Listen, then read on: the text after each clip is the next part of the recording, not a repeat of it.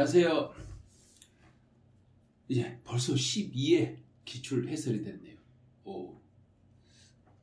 여러분들 12회까지 오시면서 세법 기존 예전에 이제 7회부터 이렇게 기출 문제를 같이 풀어보고 여러분들이 문제를 한 번씩 접해보니까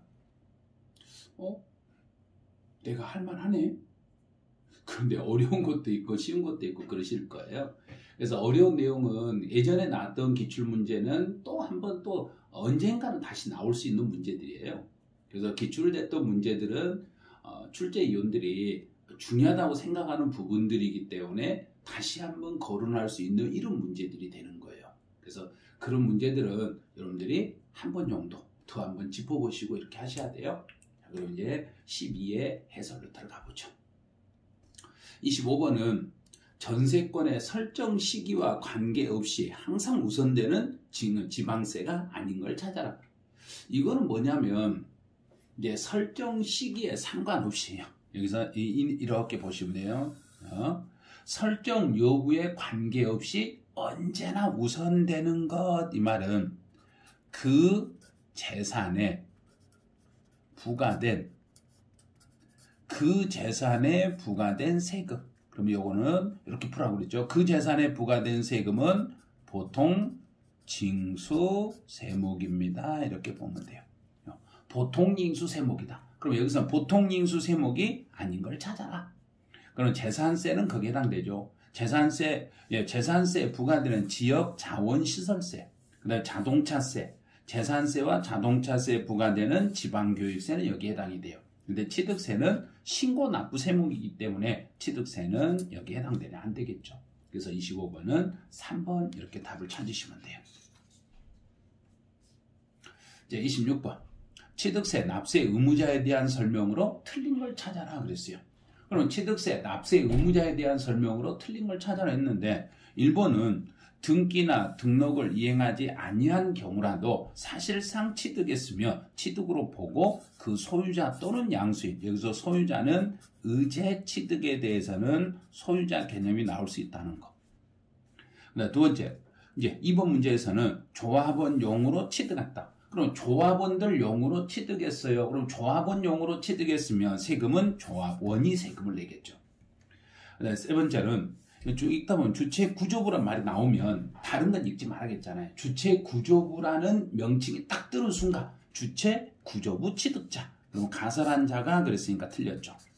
여기서는 주체구조부 취득자를 납세 의무자로 하겠습니다. 그래서 26번은 3번 이렇게 잡으시면 돼요. 그다음 이제 4번 지문은 상속을 받았어요. 그럼 취득세에서 상속을 받았으면 상속인 각자가 책임을 지고, 만약에 상속인이 한 명이 아니라 여러 명이 상속을 받았으면 그 사람들은 연대하여 납부할 의무가 있습니다. 5번은 과점주주가 아닌 주주등이 최초로 과점주주가 됐을 때는 그 과점주주가 된 시점에 지분율 모두 취득한 것으로 보아서, 그러면 이게 무슨 뜻이냐면 그날 현재 오늘 과점주주가 된 날 현재 그 회사의 물건을 내 지분율만큼 내가 취득한 걸로 보고 취득세를 계산하시면 돼요. 그래서 법인의 주식 등을 모두 취득한 것으로 보아서, 이 말은 그 회사의 물건을 자기의 지분율만큼 취득한 걸로 보고 과점주주가 납세의무를 부담하시는 거예요. 27번 문제로 가죠. 취득세, 과세에서 취득 시기에 대한 설명으로 틀린 걸 찾아봐라 그랬네요. 공매 그러면 실제로 돈을 주잖아요. 내가 정부한테 돈을 주고 취득했으니까 실제로 내가 돈을 지불한 사실이 국가기관을 통해서 객관적으로 증명이 됐을 때는 사실상 잔금 지급일로 가요. 두 번째, 증여에 의하여 취득했을 때는 증여 계약일에 취득한 걸로 보고, 국가한테서 유상으로 취득했을 때도 실제 대가 관계가 내가 돈을 지불한 사실이 객관적으로 증명이 됐으니까 사실. 연부는 주로 국가하고 관계가 되어 있기 때문에 사실상 연부금 지급일로 가요. 법인 장부에 따라서 증명이 됐다. 법인 장부에서 증명이 됐을 때도 외부 감사기관에서 장부상에 기록된 그 날짜를 객관적으로 증명을 했기 때문에 사실상으로 가는 거예요. 사실상 잔금 지급일로 가겠습니다. 그래서 27번은 5번 이렇게 답을 찾으시면 돼요. 28번 문제는 취득세, 과세 표준에 대한 설명으로 옳지 않는 걸 찾아라. 그럼 과세 표준 문제 나오면 이제 찾겠죠. 취득 당시의 신고 가액이고, 만약에 내가 신고를 안 했을 때는 시가 표준액으로 가고, 국가하고 유상으로 거래했을 때는 객관적으로 증명이 됐으니까 사실상 취득 가격을 과세 표준으로, 공매 방법으로 취득했을 때도 국가기관을 통해서 거래했으니까 그 금액이 객관적으로 증명이 됐으니까 시가 표준액이 아니라 사실상 취득 가격으로 가겠습니다. 사실상 취득 가격. 그럼 4번 틀렸네요. 네, 건물을 건축했을 때 신축과 재축은 빼고 그랬네요. 그럼 새로운 건 빼고, 그럼 새로운 걸 빼라는 이야기는 기존치로 보라는 이야기예요. 그래서 기존치이기 때문에 증가한 가액을 과세 표준으로. 그럼 신축과 재축은 어떻게 잡아요? 그러면 신축과 재축은 소요된 가액을 과세 표준으로. 그래서 신축에 소요된, 재축에 소요된 가격을 과세 표준으로. 그 두 개를 뺀 나머지는 기존치로 보기 때문에 증가한 가액을 과세 표준으로 잡으시면 돼요. 28번은 4번이 됐어요. 이제 29번 가보죠. 취득세 중과세 대상을 열거한 것이다. 그럼 취득세에서 중과세가 되는 것은 4배로 중과세하는 것과 2배로 중과세하는 게 있어요. 그럼 4배로 중과세하는 것은 사치성 재산을 취득하면 4배로 가고, 2배로 가는 것은 과밀 억제 권역이나 대도시에서 인구가 늘어날 것 같으면 2배예요. 이제 그 중에서 가장 낮은 거, 그럼 낮은 거니까 2배 찾으면 돼. 2배 과밀 이거 찾으면 되겠죠. 별장이나 골프장이나 고급주택이나 고급오락장은 사치니까 4배로 중과세하고, 과밀이면 2배로 중과세하니까 29번은 5번을 답으로 찾으시면 돼요. 자, 30번. 등록면허세의 과세 표준과 세율에 대한 설명으로 옳지 않는 걸 찾아봐라 그랬어요. 그럼 담보인데 가등기네요. 가등기는 일반적인 경우는 부동산 가액의 0.2%예요. 근데 담보에 대한 가등기는 채권 금액의 0.2%, 증여는 부동산 가액의 1.5%, 상속은 부동산 가액의 0.8%, 저당권은 채권 금액의 0.2%, 경매 신청이나 가압류, 가처분은 부동산 가격이 아니죠. 이건 돈 받으려고 하니까 이런 경우는 채권 금액이 되겠죠. 채권 금액의 0.2%. 자, 그럼 30번은 5번 이렇게 되는 거예요. 그래서 세율은 제가 하는 거 암기하는 것처럼 여러분들도 암기를 빨리빨리 하셔야 돼요. 그래서 최대한 세율만큼은 문제가 났을 때 암기해서 안 틀리도록 해주시면 돼요. 31번이요. 등록면허세에 대한 설명으로 틀린 걸 찾아봐라. 그럼 첫 번째 1번은 납부할 의무는 등록을 하는 자, 등기부상에 이름을 기록하는 그 사람이 등록면허세를 내는 거고, 대도시에서 법인을 설립하거나, 대도시에서 법인을 설립하면 사람이 대도시 밖에서 안으로 들어온다고 보는 거예요. 그래서 등록면허세에서는 중과세가 적용되지 않는다가 아니라 이런 경우는 3배로 중과세를 하겠습니다. 그래서 31번은 2번 요게 틀린 거예요. 그래서 대도시 밖에서 대도시 안으로 들어오거나 대도시 안에서 공장을 신설하거나 증설했을 때는 인구가 더 늘어난다고 봐서 등록면허세는 3배로 중과세를 하게 되는 거예요. 근데 등록을 하고자 하는 사람은 언제까지 신고하고 납부하면 돼요? 그러면 등록하기 전까지죠. 등록하기 전까지 신고하고 납부를 해주시면 돼요. 동그라미 4번은 등록면허세는 표준세율이에요. 표준세율이라는 것은 그 지역 사정에 따라서 50% 범위 내에서 가감할 수 있습니다. 5번은 이제 등록면허세는 이제 국가나 외국 정부가 등기부상에다가 등록을 하게 되시면 이런 경우는 등록면허세를 부과하지 않습니다. 다만 우리 정부가 외국에 가서 등록을 할 때 우리 정부에게 과세를 시키면 우리도 그 정부가 우리나라에서 등록할 때는 상호주의에 따라서 등록면허세를 부과할 수 있습니다. 이렇게 돼요. 32번 문제로 가보죠. 과세 대상 토지의 지목이 공부상의 등재 내용과 사실상 현황이 달랐을 때, 그럼 공부상과 사실상이 달랐을 때 재산세에서는 사실상 현황에 따르는 거 너무 쉽죠. 그래서 12회 시험은 사실 그때 제가 이렇게 12회 때 강의를 할 때 보면 엄청 쉬웠어요. 이제 어떨 때는 문제가 쉬운 문제도 있고 어떨 때는 어려운 문제도 있는데 12회 때는 엄청 쉬웠다고 보시면 돼요. 그래서 이런 유형의 문제들이 아주 단답형을 보기로 주어지면서 답을 찾으러 가니까 그때 당시에 시험 보신 분들은 엄청나게 문제를 빨리 풀 수도 있었고 많이 맞출 수도 있었어요. 그래서 출제하다 보면 출제위원들이 어느 때는 좀 쉽게 내고 어느 때는 약간 어렵게 낼 수도 있는데 그때는 약간 쉬웠다고 보시면 돼요. 그래서 32번은 1번이 답이 되세요. 33번. 재산세에 대한 설명으로 틀린 걸 찾아라 그랬어요. 재산세 과세를 현재 사실상 소유하고 있는 자. 그럼 재산세는 6월 1일 현재 실제로 소유하고 있으면 그 사람을 납세 의무자로. 두 번째, 2번처럼 겸용주택이 나오면 재산세에서 겸용주택 1동이 나왔잖아요. 1동이라는 명칭이 딱 나오는 순간 50%라는 크기가 나오면 안 돼요. 왜냐하면 1구는 크기 비교를 하지만 1동은 절대 크기 비교를 하는 게 아니에요. 그래서 1동이라고 나왔으니까 50%라는 거 없죠. 없으면 맞는 거예요.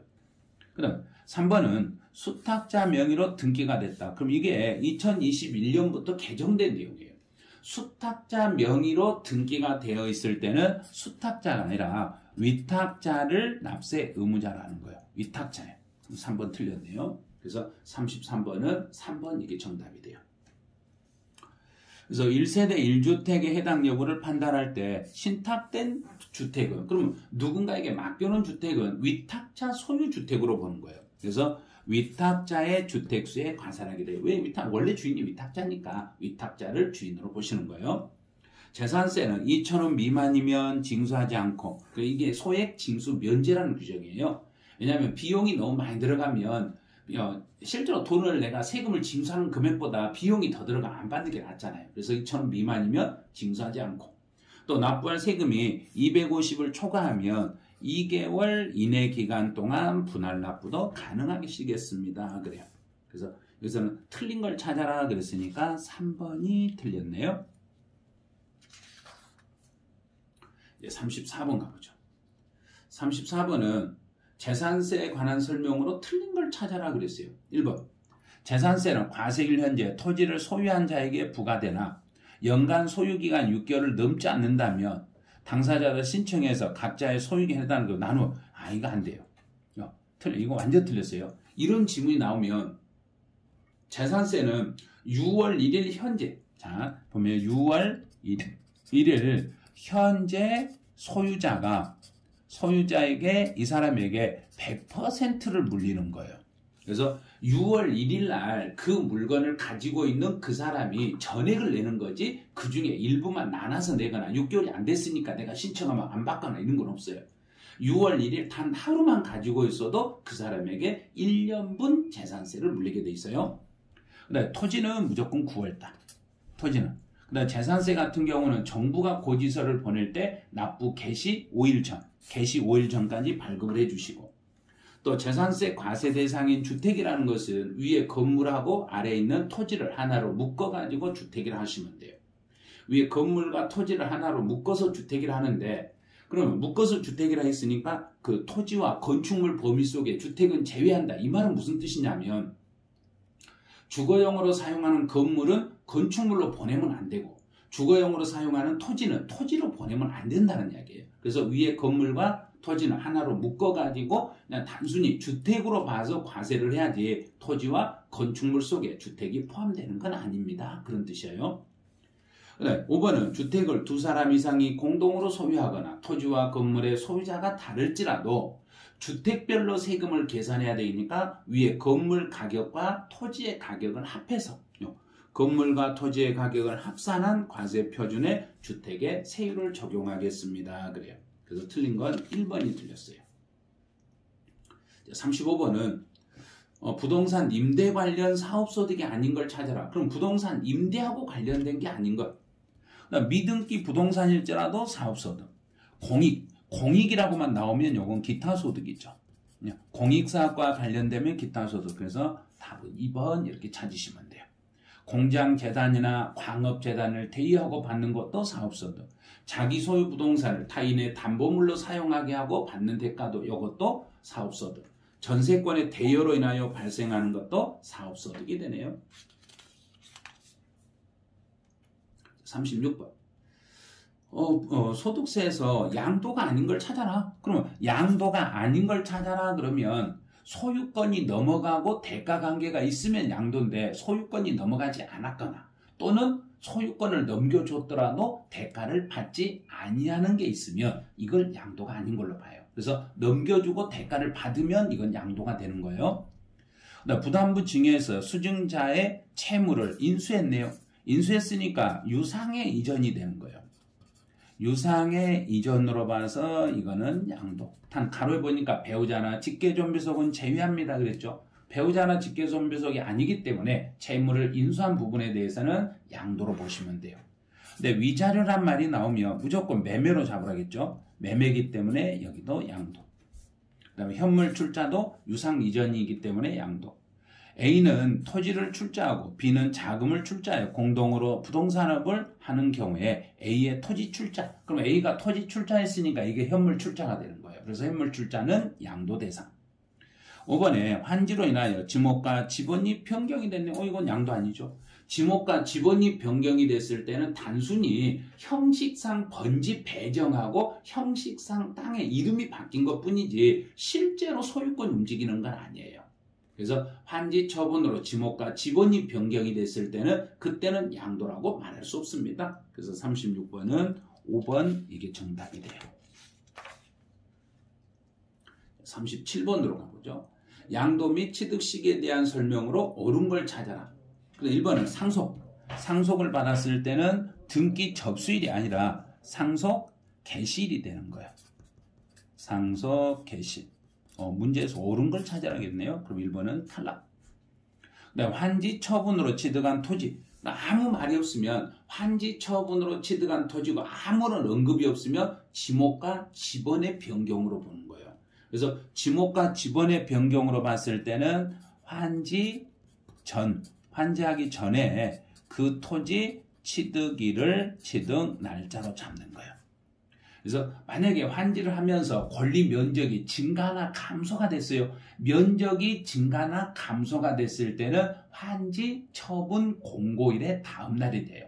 근데 여기서는 문제 지문에서 환지 처분으로 취득하는 토지의 취득 시기는 그랬으니까 아무런 언급이 없으니까 지목과 지번의 변경으로 봐서 공고일의 다음 날이 아니라 환지 전 토지 취득일로 잡아야 돼요. 이것도 틀렸네요. 이제 장기할부 조건이 나오면 무조건 장기할부는 3개를 찾으라 했죠. 셋 중에 빠른 날. 그래서 소유권 이전 등기 접수일, 인도일, 사용수익일 중 맞았네. 3번 맞았는데 3개 있으니까. 그다음 민법에서 245조 1하 이게 바로 점유 취득이에요. 부동산을 점유로 취득하는 규정인데 민법에서 점유 취득은 등기한 날이에요. 근데 세법에서는 등기한 날이 아니라 점유를 개시한 날. 점유 개시일로 이렇게 잡으시면 돼요. 근데 자기가 건설한 건축물에 있어서 사용 승인서를 교부받기 전에 사실상 사용하는 경우 그러면 사용 승인서를 정부가 내주기 전에 내가 직접 들어가서 살아버렸으면 그때는 사용 승인서 교부일이 아니라 사실상 사용일이 우선이기 때문에 사실상 사용일로 가요. 또 틀렸네. 그래서 37번 요거는 3번이 올바른 지문이 돼요. 3번이 정답이 되네요.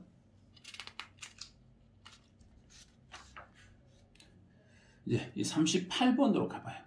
38번 문제는 1세대 1주택에 대한 양도소득세 비과세 적용 중 여기서는 보유기간에 제한을 받지 아니한 경우다. 그럼 보유기간에 제한을 받지 않는다는 이야기는 특례 규정이에요.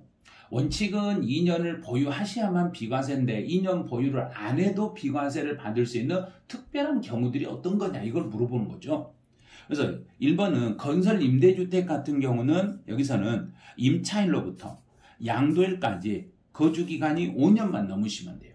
그럼 제가 임차주택을 임차해가지고 건설 임대주택을 임차해서 중간에 취득을 했더라도 임차일로부터 양도일까지 들어가서 5년 이상만 거주했으면 2년 보유는 채우지 않아도 예외적으로 비과세를 받을 수 있습니다.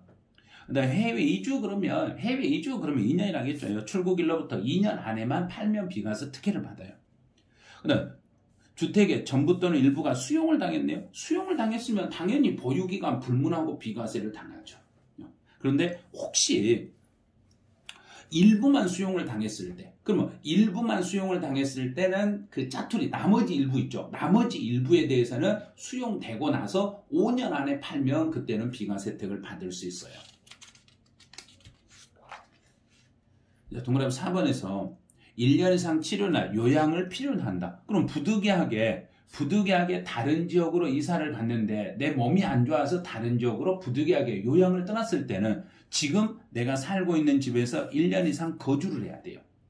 1년만 살고 이사 가시면 2년 보유 채우지 않아도 부득이하게 이사를 갔기 때문에 1년 이상 거주한 후에 양도했을 때는 비과세를 받을 수 있네요. 그다음 이제 또 5번도 부득이한 사유인데 사업상 형편은 안 돼요. 사업상 형편이 아니라 여기는 근무상의 형편으로 이렇게 바꾸셔야 돼요. 직장 때문에 다른 지역으로 이사를 갔을 때는 예외적으로 지금 내가 살고 있는 집에서 1년을 거주하고 이사 가시면 돼요. 그런데 사업상 형편으로 이사 갔을 때는 보유기간 2년을 채우셔야 돼요. 원칙적인 비과세 요건을 충족해야만 되는 거지. 사업상 형편으로 다른 지역으로 이사를 갔을 때도 특혜를 받을 수 있는 건 없어요. 그래서 직장 때문에 이사를 가면 특혜를 받고 사업체를 옮겼을 때는 특혜를 받을 수 없습니다. 그래서 정답은 5번이 돼요. 이제 39번 가보죠. 39번은 장기 보유 특별공제에 대한 설명으로 옳지 않는 걸 찾아라. 그럼 1번은 장기 보유 특별공제가 받으려면 3년 넘어야 되고 등기되고 건물이면 받을 수 있죠. 3년 토지 건물로서 등기되고 3년 이상 보유했으면 우리나라 것은 장기 보유 특별공제를 받을 수 있어요. 그 다음에 1세대 2주택자가 조정 대상 지역에 있는 주택을 양도했네요. 그러면 집을 2채를 가지신 분이 그 중에 조정 대상 지역에 있는 주택을 양도했을 때는 장기 보유 특별공제를 못 받아요. 그래서 2개 이상을 가지신 분이 조정 대상 지역의 주택을 양도했을 때는 이때는 장기 보유 특별공제 대상에서 배제가 돼버리니까 주의하셔야 돼요. 비사업용의 토지에 해당하는 경우에도 등기되고 3년 이상인 경우에는 예외적으로 장기 보유 특별공제를 받아요. 그래서 비사업용의 토지라고 해서 못 받는 게 아니라 요건만 충족하면 비사업용의 토지일지라도 장기 보유 특별공제를 받습니다. 장기 보유 특별공제는 양도 가액에다가 공제를 곱하는 게 아니라 양도 차익에다가, 이거 뭐 엄청 많이 나왔네요. 그래서 공제율을 곱할 때 장기 보유 특별공제는 양도 차익에다가 곱하기 한다는 거. 양도 차익에다. 일반적인 경우는 매년 2%씩. 1세대 1주택인 경우고 2년 거주 요건을 충족했을 때는 보유기간의 4%, 거주기간의 4%에서 최대 80%까지 받을 수 있었다는 거예요. 네, 보유기간이 15년이고 등기된 건물이네요. 그러면 일반적인 경우죠. 일반적인 경우니까 매년 2%씩이니까 30%까지 공제받을 수 있겠네요. 그래서 틀린 걸 찾아라 그랬으니까 39번은 4번 이렇게 찾으시면 돼요. 자, 40번 가보죠. 40번은 양도소득세 신고 납부에 대한 설명으로 이 중에 틀린 걸 찾아봐라 그랬어요.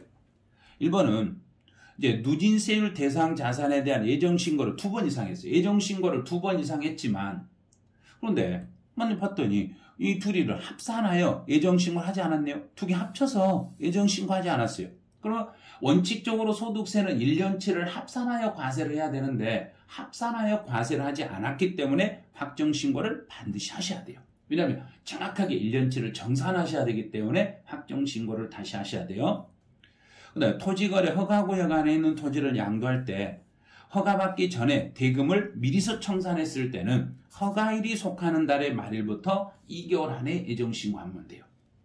그다음에 확정신고는 양도한 다음 년도 5월 달에 확정신고하면 되시고, 그다음에 분할 납부는 예정이든 확정이든 1,000만 원을 초과했을 때 6개월이 아니죠. 2개월 이내 기간 동안 분할할 수 있습니다. 그럼 4번 틀렸네요. 분할 납부는 1,000만 원이 초과됐을 때 양도소득세는 2개월 동안 분할이 되고 6개월에서 본 것 같은데 6개월은 종합부동산세예요. 종합부동산세는 250만 원이 초과됐을 때 6개월 이내의 기간 동안 분할 납부가 되겠지만 양도소득세는 예정이든 확정이든 1,000만 원만 초과됐을 때 2개월 이내 기간 동안 분할할 수 있습니다. 또 과세 표준 요건이나 결손금이 발생해도 확정신고는 꼭 하셔야 됩니다. 이렇게 된 거예요. 그래서 40번은 4번 이게 정답이 되는 거예요. 이제 12회까지 이렇게 기출문제 해설을 해놓고 보니까 여러분들 잘 따라오시고 지금까지 이제 기출문제의 해설을 정확히 이제 듣고 계속 반복을 하신 분들은 아마 도움이 되실 거예요. 그러면 이제 지금 이제 12회까지 오셨으면 여러분들은 7회부터 12회까지를 다시 한번 문제를 출력을 해가지고 한 번 정도 또 풀어보세요. 그러면 지금쯤은 한 번 정도 다시 풀어볼 때 됐어요. 왜냐면 12, 7, 8, 9, 10, 11, 12 6회까지 했죠. 그러면 6번까지 하면 그 6번을 했던 것을 한꺼번에 세팅하세요. 자, 한꺼번에 6회, 일주일 동안 공부했다고 생각을 해봐요. 그러면 6개를 한꺼번에 묶어가지고 처음부터 6회분을 한꺼번에 푼다고 생각해요. 그러면 전 범위를 6번 반복할 수 있는 거예요. 이렇게 해서 기출문제가 좀 누적이 되고 계속 갈수록 앞에서 풀었던 문제를 한 번 정도 다시 풀어보시는 거예요. 그래서 한 번 정도 더 풀어보시면 그러면 문제를 풀 때 속도도 빨라지고 중요 포인트가 어딘지 제가 강의하면서 이렇게 지금 이렇게 동그라미 하나씩 치잖아요. 그래서 여러분들도 이거를 동그라미를 딱 치면서 여기가 중요 포인트구나. 이걸 이렇게 연결하는구나. 그래서 문제를 풀면서도 순간적으로 여기네 이거네 하고 그 바로바로 풀 수 있어요. 그래서 7회부터 12회까지를 지금 시점에서 한 번 정도 다시 종이로 문제를 출력하셔가지고 문제를 한 번 정도 또 한 번 풀어보실 수 있으면 아마 도움이 되실 거예요. 그래서 여러분들 많이 협조해 주시고 많이 도와주시니까 저희 송원세법 튜브가 말로 이제 좀 커지죠. 커지면 나만 알고 있는 것보다는 주변에 더 홍보를 해주시면 더 도움이 되겠죠. 그래서 공부하신 주변에서 하신 분들, 같이 공부하신 분들 모두 다 기출문제 해설 강의는 송원세법 튜브에 다 들어있다. 거기 가보면 기출문제 해설 모두 다 들을 수 있기 때문에 시험 임박했을 때 꼭 필요한 거예요. 기출문제 해설은.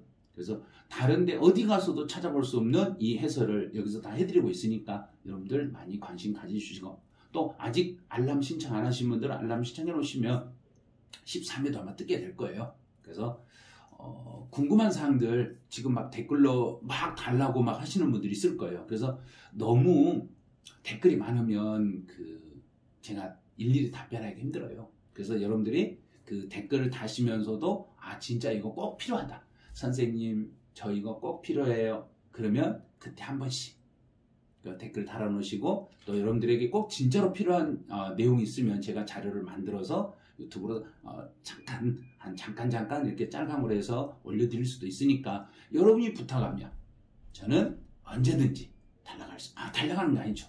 제가 이 자리에서 지금 요즘은 만나는 게 좀 힘드시니까 여러분이 부탁하면 어떤 방법으로라든지 제가 강의를 올려드릴 테니까 여러분들이 많이 협조해 주시니까 저도 많이 도와드릴 거예요. 그래서 12회까지 해보니까 저도 이렇게 기출문제를 풀어보니까 와, 기존에 이 문제 풀었던 분들 대단하다.